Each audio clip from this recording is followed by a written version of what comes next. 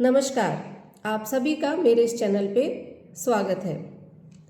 देखिए, यदि आपको मेरी दी हुई जानकारी पसंद आती है तो आप मेरे चैनल को लाइक और सब्सक्राइब ज़रूर करें और इसी तरह से मैं आपको इंटरेस्टिंग वीडियो आगे भी देती रहूँगी। आज जिस विषय पे मैंने वीडियो बनाया है वो विषय बहुत ही इंटरेस्टिंग भी है और बहुत ही आप कह सकते हैं कि नॉलेजेबल है, क्योंकि कल मेरे पास एक क्लाइंट आए और उन्हीं से मैंने प्रेरित होकर के वीडियो बनाया है। उनका सवाल था कि उनकी वाइफ जो है वो किसी बात से नाराज़ होकर अपने पीहर चली गई है और अब वो वापस लौट कर आएगी या नहीं आएगी, और आएगी तो कब आएगी लौट कर। अब उनके पास अपनी बर्थ डिटेल्स भी नहीं थी, मतलब कुंडली नहीं है, कोई इन्फॉर्मेशन नहीं है। तो हम किस तरीके से इस बात का पता लगाएंगे कि व्यक्ति की जो पत्नी है वो लौटकर आएगी या नहीं आएगी।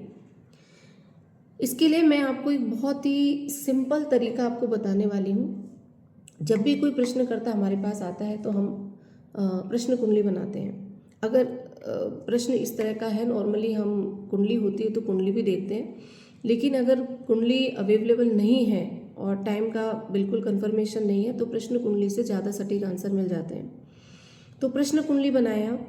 प्रश्न कुंडली बनाने के बाद आप देखिए कि यदि सूर्य जो है वो चतुर्थ स्थान से पहले है, पहले के भाव में है, यानी पहले, दूसरे या तीसरे भाव में सूर्य प्रश्न कुंडली में विद्यमान है, और शुक्र जो है वो चतुर्थ भाव के बाद के 3 भाव यानी 5वें, 6वें या 7वें भाव में है, तो हमारा आंसर क्या होगा कि आपकी पत्नी वापस नहीं आएगी।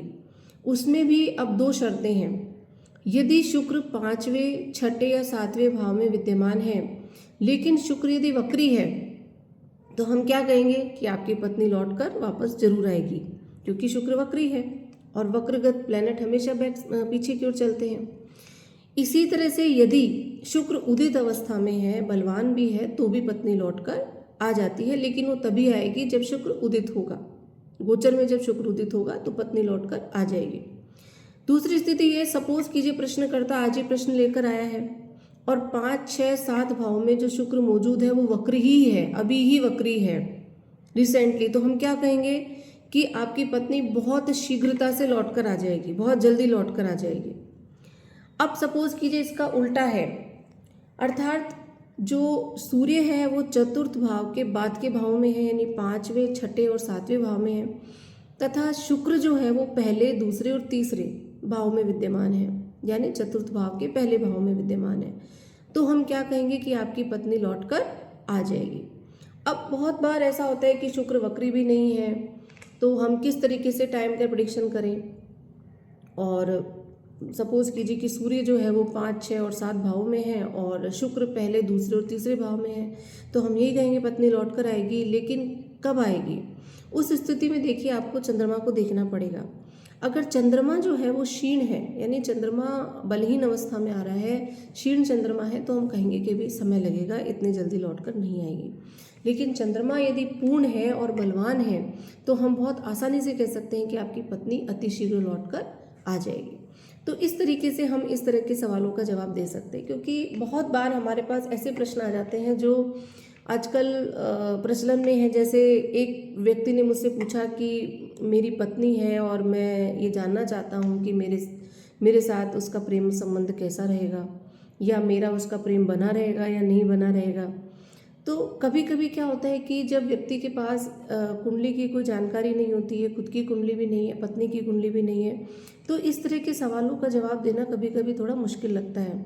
लेकिन इन सब सवालों का जवाब आप प्रश्न कुंडली से आसानी से दे सकते हैं। सपोज कीजिए प्रश्नकर्ता ने पूछा कि भाई मेरा या मेरी पत्नी के बीच में प्रेम संबंध रहेगा या नहीं, तो सिंपली आप ये देखिए कि प्रश्न कुंडली का लग्नेश यदि सप्तमेश के साथ इस साल योग में है। इस साल योग के बारे में देखिए मैंने पहले ही आपको ये वीडियो दे दिया है, अगर आपको इसके बारे में जानकारी नहीं है तो आप हमारा ये वीडियो देख सकते हैं। अगर लग्नेश और सप्तमेश में इत्साल योग बन रहा है तो इसका मतलब दोनों पति पत्नी में बहुत गहरा प्रेम है, गहरा जुड़ाव है। अगर परस्पर दृष्टि संबंध भी बन रहा है तो भी उनमें प्रेम है।